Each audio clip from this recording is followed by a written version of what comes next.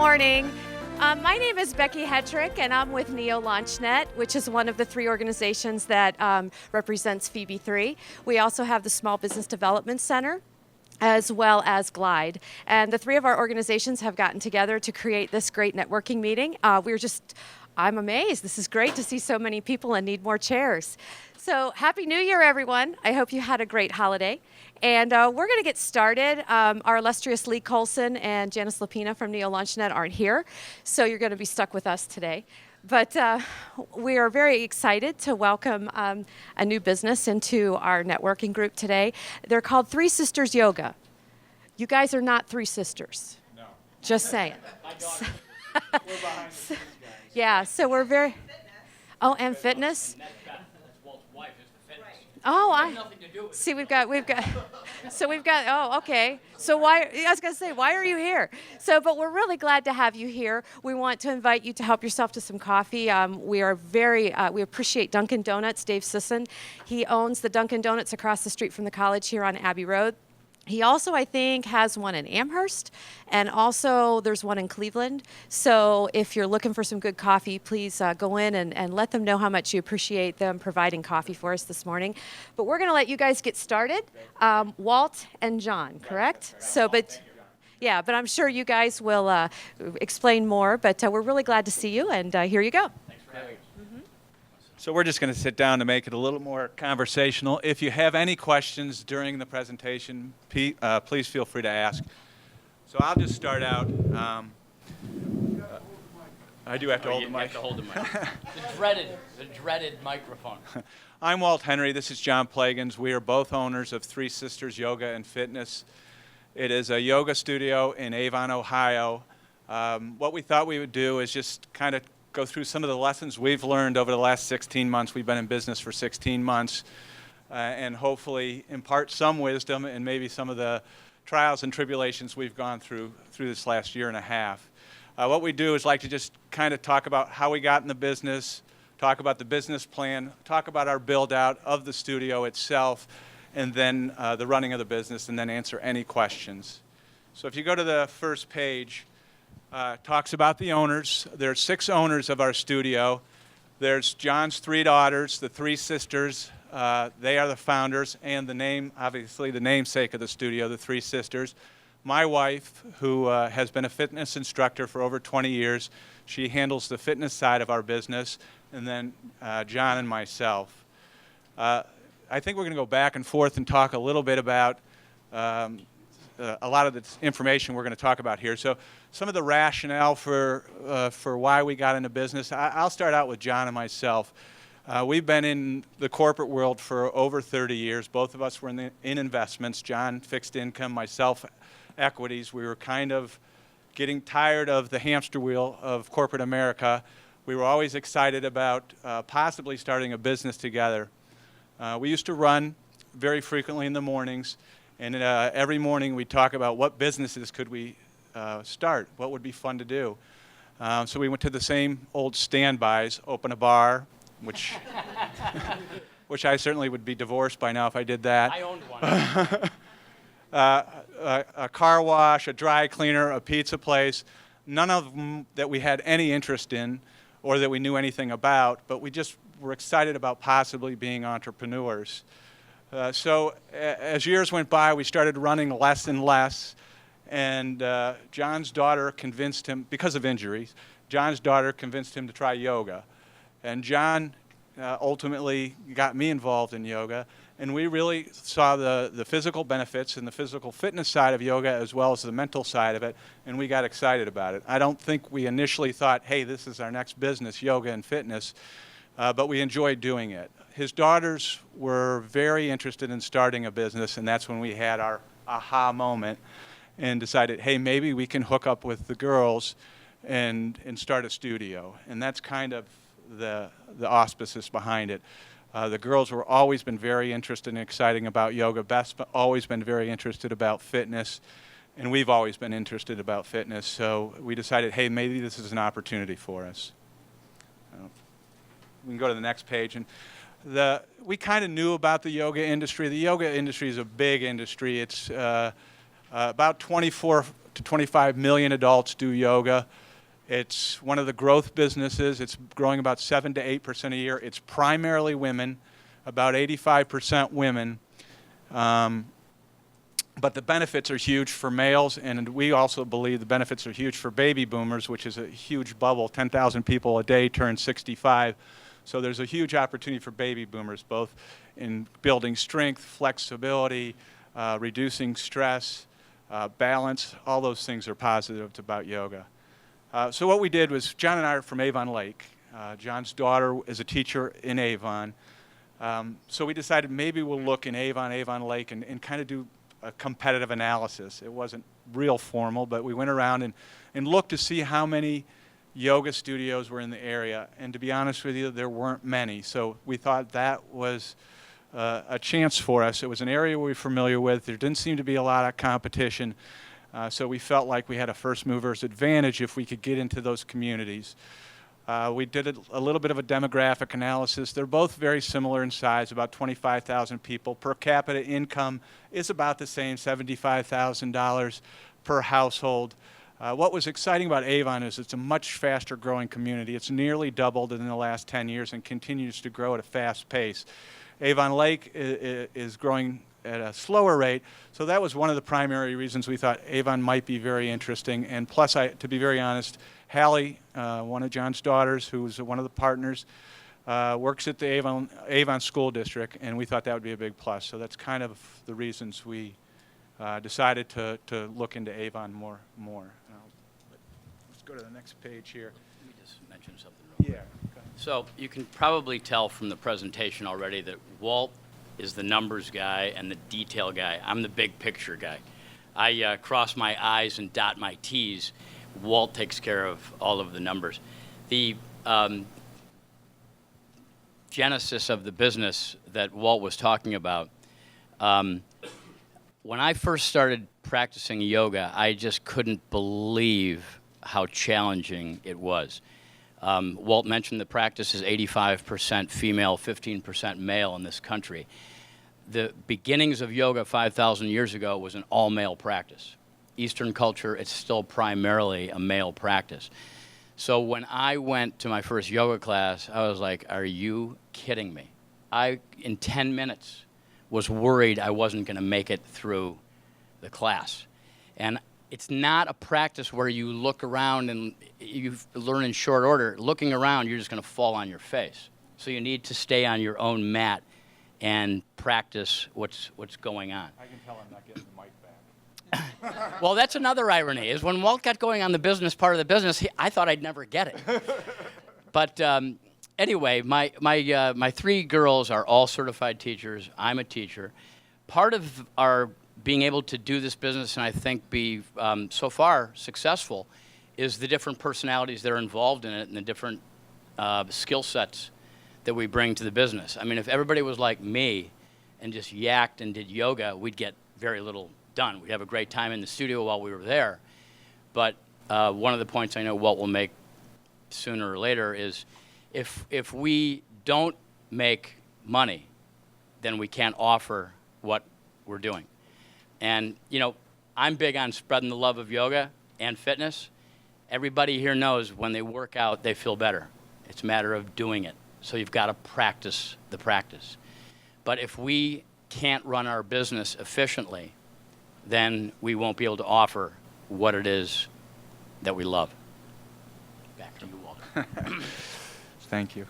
So we went through and decided on Avon, and so we were looking for a location. Convenience was a big factor because a lot of people practice fitness and practice yoga only a few miles from their house. So we wanted to try and put it in a central location that would attract as many people as possible from both Avon, Avon Lake, Sheffield, and some of the surrounding communities. We went to Avon. We were not really interested in 83 in Detroit because the congestion, the traffic flow had been getting so tough there. We felt if we could find some place a little bit west of that, still close enough but west, we wouldn't have to deal with all the congestion problems.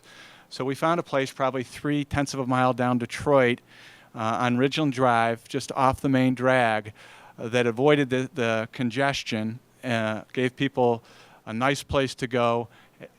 Believe it or not, we wanted a place that had a traffic light so they could get off Ridgeland onto Detroit, so we found that, and that's why we picked the area we picked. Rent's an attractive feature. Because we're not on the main drag and not in a new facility, the rent was much more palatable for us. We wanted to try and get rent someplace around 30% or less of our first year projected income. So we found a a building that had attractive rent, and luckily it's been less than 20% of our actual revenue. Yeah, sure. So the building itself, by the way, is on Ridgeland Road. Coleone's Pizza, which most people in Lorain seem to know, that's where it used to be. They've since moved to Avon Lake. But the space that we went into was the last thing you'd think would ever be a yoga studio. And I guess to that point, you've got to really kind of trust your gut and see what it is you want to do or where you want to be. To a person, when we walked in there, even though this was an odds and ends emporium, it was basically a warehouse of junk bought off of eBay to be resold, or bought at auctions, et cetera, to be resold. I mean, there were stacks of stuff that I don't even know what it was, but you couldn't see anything. But to a person, when we walked in, we all said, this space is absolutely perfect. And we're actually to a point, which is wonderful after 16 months, where we're outgrowing it. And so that's going to be our next kind of decision to make when our lease comes up. But I guess I ramble a lot. I just think when you trust your gut, if it happens to be a location that might not seem like the perfect location, if you really feel that it's the space you want to be in, you just do it.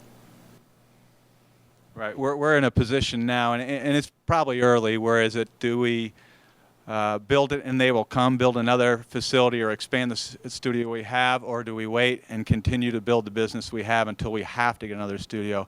I think we'll probably do it someplace in between as we continue to grow, and hopefully we can expand the space that we have. But we got attractive rent. We wanted a safe place, as I mentioned, and as John mentioned, this is primarily a women's practice. 85% of the people that do it are women. They primarily do it in the evenings after work, so you have to have a space that's convenient and safe. And we felt that the facility that we moved into offered both. Parking was a big deal. We're going to have 30 to 40 cars per class, and if we have 5 classes an evening, we're going to have a lot of traffic in and out, so we needed parking to make it easy. We didn't want to give people an excuse not to come. So we looked for a facility that had ample parking, and I think we got it with the studio that we have. I'll let John talk about our mission statement a little bit, and then this is our basic business plan. John and I put the business plan together, so I'll talk about the ownership structure and the financial projections that said, but I'll let John talk about the mission statement. So on a mission statement, I've read enough books that have said that this is maybe the most important thing when you're starting your business. But I've always been a straight commission, shoot from the hip sales guy. And again, thank God for Walt and his linear thinking. But I've read enough books that I knew this was important, but I always kind of poo-pooed it. The way we really came up with our mission statement was by sitting around in Walt's family room, all 6 of us, drinking a little bit of wine, and all we did was put down on a piece of paper, nothing about money, by the way, nothing. What do we want this place to look like, to feel like? What do we want people to experience when they come to our studio? Not so much what do we want, what would people want? So everybody wrote down on a piece of paper, and then we put them all together on the table, and after only the first glass of wine, so we knew what we were doing. And we really came up with just, a warm, welcoming, safe in every way. Yoga is an interesting business because it's a non-competitive, non-judgmental practice. Yet you're in competition. I mean, you have to stay in business, like I mentioned, or you won't have anything to offer. But we wanted this to be a safe place in every way. Not only parking that's well lit, but safe emotionally for people to come and just be who they are for 1 hour. What a great concept. Everybody here is competitive. That's why we're here, is you want to do something with your life for other people. And the greatest business, and we're so fortunate to be in it, is we do great things for people by letting them find out about themselves in their practice. So our mission statement is, I don't know that I even have it typed out anywhere, but it's really more about what people feel like when they come to our place and what they feel like when they leave. So we just want people to be exposed to fitness and the practice of yoga. And then, honestly, if we just do our job of being caring, good people, they find their own way. You don't have to even show them where to go. Great. And the mission statement is, we use it, this is the culture we want to build. Cultures evolve, they don't happen right away. But we're using this mission statement of being welcoming, safe, community-oriented to build, hopefully build a culture for our business. Now we'll talk about some of the number specifics. The ownership structure was a little bit challenging for us to put together because we had 6 people, only 2 put in financial capital, only 2 invested money in the business, and we had to figure a way to give everyone ownership. So first we started out, obviously you get ownership for monies invested. The 3 sisters were the founders, so we added value, we gave value based on being founders. And then lastly, we put together kind of an hour's work. We projected out over the next 3 years what each person would do, how many hours they would work, and then we gave them an hourly rate, kind of discounted it back to today's value, and came up with equity based on that. So we had financial capital, founder's value, and then hours worked. And we put that into a model, and basically that gave us the ownership percentages for all 6 partners. The capital plan for the build-out, we went through everything that we thought we needed for the build-out. We read everything on the websites about how you're supposed to, when you're building out a place, jack up what you think you're going to spend by at least 25 to 50%. We did that, and we were still 70% over budget. But what we did was like John said, this was an odds and ends emporium. It was packed to the gills. It hadn't had any money put into it at all. So we had to put a new heating system, new flooring, new ceiling, new paint, new bathrooms, etc. We went through that, budgeted it all out, the labor associated with it, and tried to come up with a budget that was realistic. So if I were to give you any recommendation here when you're putting together a budget, at least increase it by 50%, because you're likely going to spend more than you think on the budget. There are a couple of things that really surprised us. I don't know if you want to talk about that now, that surprised us on the budget when we started working with the city, and we'll talk about that a little bit later. But are there any people here from the city? Okay. There's a great Mark Twain quote that to be successful in life, you need to be 2 things. You need to be ignorant, you need to be confident. And we were both. And Walt was working at the time. He wasn't retired. Walt's retired now. I'm kind of still dabbling. My employer wouldn't like me to say I'm still dabbling, but I'm kind of dabbling. But as a result, I had more time to do kind of the general contracting thing, which I've never done before. So it was kind of learn by the seat of your pants, flying blind kind of thing. The city connections we should have made early in the program to know what it was we needed to do in a kind of a logical way. We assumed, I know now wrongly, that contractors would know what it was that they needed to do to be to code. And we didn't, that wasn't the case. So we were 3/4 of the way through the build-out, and a person from the city came and said, how many people are you going to have here? And we said, well, hopefully a lot of people. And the city representative said, well, you can't have more than 13. We said, 13? we hope to have 20 people here in a class minimum. Well, no, that includes staff and everybody that works here. And we're like, are you kidding? So we had to build another bathroom. That's because we only had one We bathroom. had one bathroom, and it wasn't a handicap bathroom. It wasn't, what's the act called? Disability? Americans with Disability Act. Okay, okay. We were not up to speed. Not up to speed at all. So that delayed things, fortunately not very long, because we like to get things done and really wanted to get opened. But that was a surprise to us. So I think just kind of in a broad umbrella way, relationships with everybody that's involved in the build-out are really important. You need to ask a lot of questions, because what we found out was we would not do something and somebody say, well, you didn't ask, which is just horrible. So you really need to have strong relationships with all of your contractors so that, for example, if things go over, you got to say, hey, Joe, hey, Mary, what was wrong here? What did we not see that you either didn't mention or we didn't talk about? I guess the city thing, you know, community, it all ties in. Having a great relationship with the city is important too, not just for the build out, but for going forward, you know, in your business, because you're going to have to, if it grows, work with them again. Yeah, I was going to talk about this on the next page, but maybe I'll talk about it now. Working with the city and working with contractors, I mean, you have to have contractors that are licensed in the city that you're doing business so they know the rules and regulations.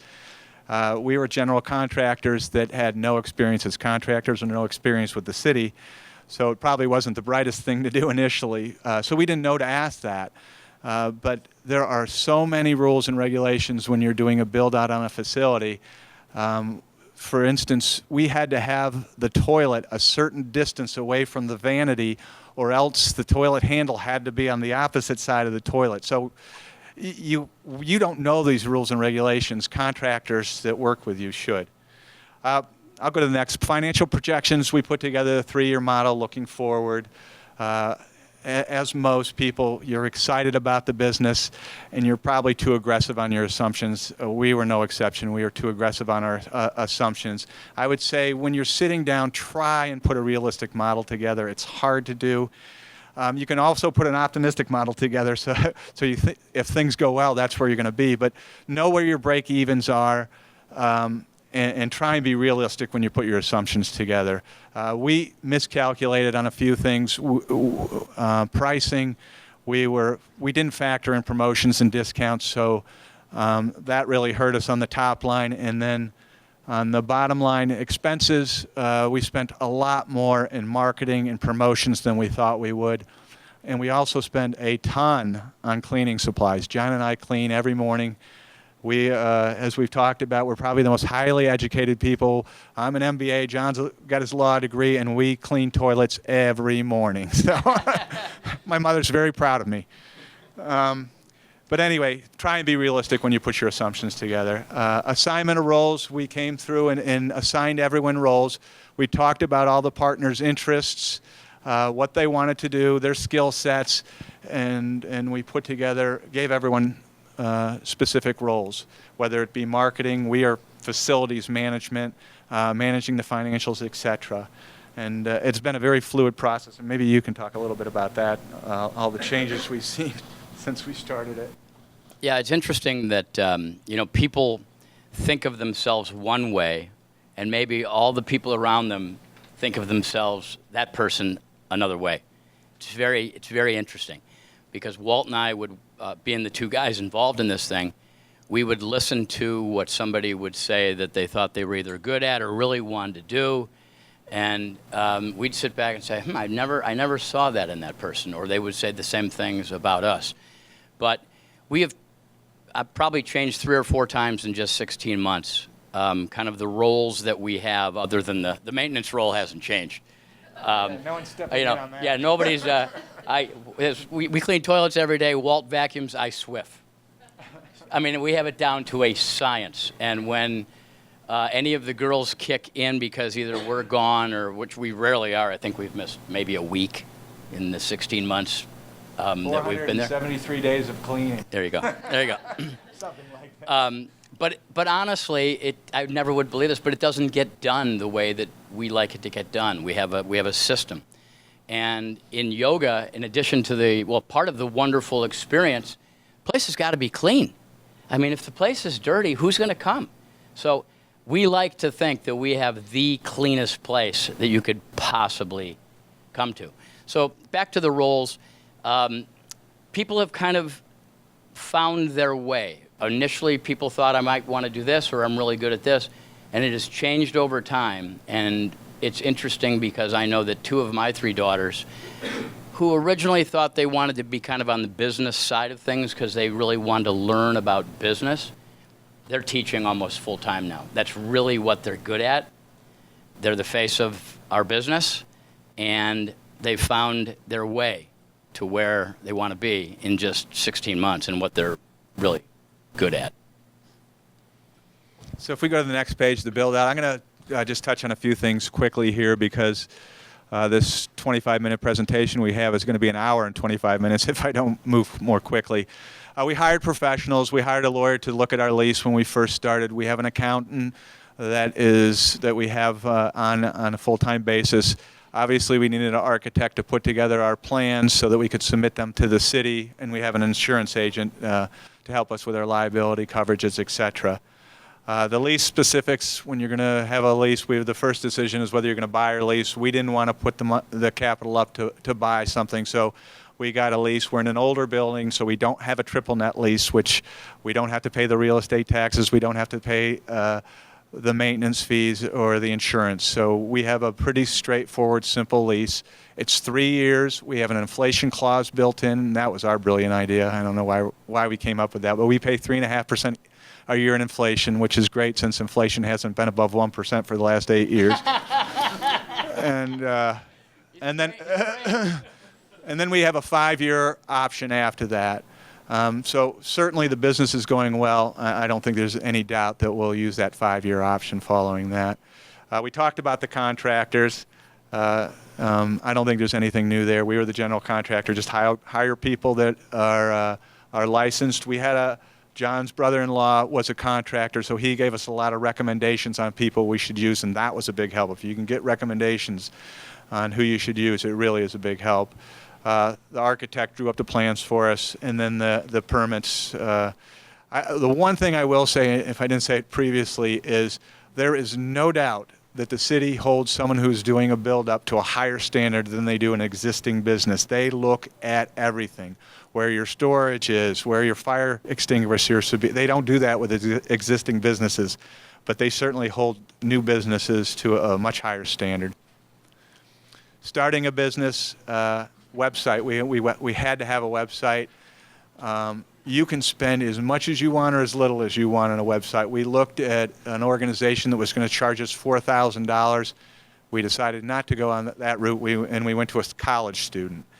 And he put together what I think is a really great starting out website. It's user-friendly, it's informative, and probably most important for us is it has our weekly schedule on it. People can book classes through the website. So it's more than functional for our use. We purchased accounting software, just QuickBooks. I do the accounting, just the basic inflows of cash, the outflows of cash, and we send it to our accountant quarterly via email, and he can take a look at it and see if we're on the right track. Probably the most important piece of equipment or software we have is our business management software. It's called MindBody. A lot of yoga and fitness studios use it.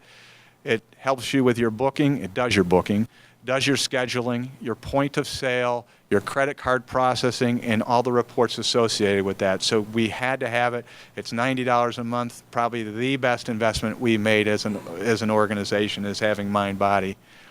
The pricing structure, I'll let John talk about the pricing structure and the hiring of the fitness instructors. And then we can both talk about the marketing plan. With regard to the pricing structure, it wasn't very complicated. We looked around at all the other studios and saw what they were charging, so that was very easy. We were brand new. We knew that being brand new, we were going to have a more challenging time attracting really experienced instructors like they had at these other studios. So we didn't really feel like we could charge what those studios charge, being a brand new studio. And then we, of course, wanted to keep our pricing structure really, really simple. If it's too complicated, people just, after they get through it and their eyes are glazing over, they just go away. So we undercut a little bit what other studios, were charging, just like I said, because we were new and didn't have the teachers. To the teacher point, the teachers, in addition to Beth, Walt's wife, and my 3 daughters being the face, literally, of the business, our teachers are the face of the business. And people come to a studio to do fitness or to do yoga because they're very comfortable with their teacher. And my daughters, for the most part, I was in on some of the interviews just to kind of give an older male perspective to things. But I was, quickly learned as the softball question. I was the easiest interviewer. But my daughters primarily did the interviews, and they put together a group that we just couldn't be happier with, that we've had no problems with. Yogis are an interesting bunch. There's a lot of hippie-trippy kind of, incense burning, I got a lava lamp people that, are just kind of floating through life practicing yoga. Well, again, if we don't make any dough, we can't stay in the business of spreading the love. We have found the most reliable, attention to detail, wonderful people to work at our place. I mean, the girls did such a wonderful job of, I guess vetting is the word these days, our teachers. We now have about 20 teachers. It comes and goes between 19 and probably 22. Of the 20, we've only had, I'll call them personnel issues for lack of a better phrase, with 2 people. And in one case, it was actually a personnel issue. In another case, it was somebody who just kind of put themselves out there in the original interview as somebody who they weren't. We tried to talk a lot to prospective teachers about what the culture was going to look like and whether or not they wanted to be part of something that felt like that. And we wanted them to be brutally honest that if it wasn't something that they felt fit their needs, they couldn't fit into, then it'd be a good time to say, I got to go. So we hire teachers that are relatively new out of teacher training and let them go where their practice takes them. And we hear from other teachers all over that it's something about our place that's very different than other yoga studios where they have kind of a formula that they want you to fit into when you teach and a certain way that they want you to be. We encourage our teachers to be who they are and see if it works out for them and their students. Yeah, and just one more thing. We're lucky in this business because they're independent contractors, so we don't have to pay benefits. We don't have to pay them a salary. We pay them per class. It's lucky in a way from that perspective. It's unlucky in that, I wouldn't say unlucky, but you have to keep them happy because they can go work anywhere they want. But I think we're lucky to have it set up as an independent contractor relationship. That may change. I mean, obviously this rule's always being looked at. A marketing plan, we started out with what we'll call the shotgun approach. We tried everything. So we have social media. We went to every event. We did sponsorships. We did brochure drop-offs in people's mailboxes. We got involved with the community. We tried to get involved with corporations. Obviously, not all that successful, and it's probably not the brightest way to go. We probably could have started off with social media and maybe do some community work, and it would have been a good place to start. That's where we've been most successful. We've been lucky that Hallie is an Avon teacher, so we've been able to work with the schools to train some of the athletes and come to our studio to do some of the athletes to do yoga. We work with the PTA, the Avon Lake PTA. We work with the Girl Scouts. So we have become more involved with the community, and that's been helpful. I think where we've really done kind of a cruddy job with marketing is measuring what's successful. We really just started investing in everything, trying to get people in the door, and we never measured, or we didn't do a good job at measuring what was working and what's not. We're trying to do a better job at that, but that's probably one of our weaknesses because we don't know if our money's giving us a payback. Oh, and after you get people in the door, there is no doubt, if you deliver a good experience to the student, the best marketing tool for us is word of mouth. We have someone who practices at our class, or at our studio now, Becky. She has brought in 4 or 5 people that have become members just because she's liked the experience. They come in, they like the experience, and they've joined. So word of mouth is huge for us. It's probably, what would you say? I'd say 90%.